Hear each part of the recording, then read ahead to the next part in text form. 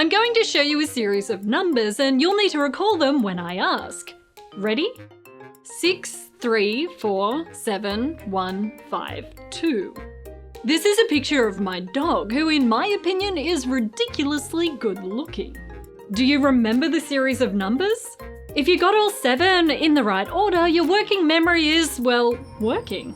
But there's someone who would have trouble repeating those numbers. He's renowned for having a terrible memory. This is Henry Molaison, also known as patient HM, one of the most famous patients in brain science. As a child, HM hit his head and began having seizures. They became worse and worse as he got older. When he was 27, HM had surgery and the part of his temporal lobe that included his hippocampus was sucked out of his head. It was the early 1950s and no one was certain what would happen next. HM's seizures stopped, but he became forgetful. He couldn't retain some information and he couldn't recall the few years before the surgery. Researchers were puzzled. He remembered some things, but not others. So they studied HM to try and piece together his behaviour. Without his hippocampus, HM couldn't store declarative memories, our memories for facts like a phone number or dog breed.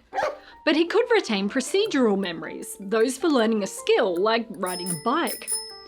HM kept repeating a task where, only using a mirror to see the reflection of his hand, he'd draw a shape in between 2 lines. His motor skills doing the task kept improving even though he had no memory of completing it before.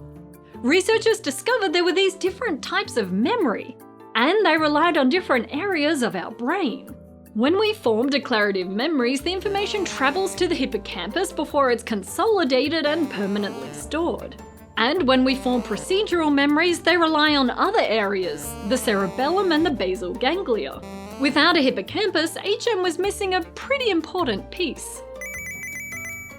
The case of HM helped us understand the nature of memory, that there are different types of it that rely on different parts of your brain. His brain was such a big deal that in 2009 it was cut up into 2,401 paper-thin slices and reconstructed into a 3D model. It's over 60 years since he first had his hippocampus sucked out of his brain, and we're still learning from HM.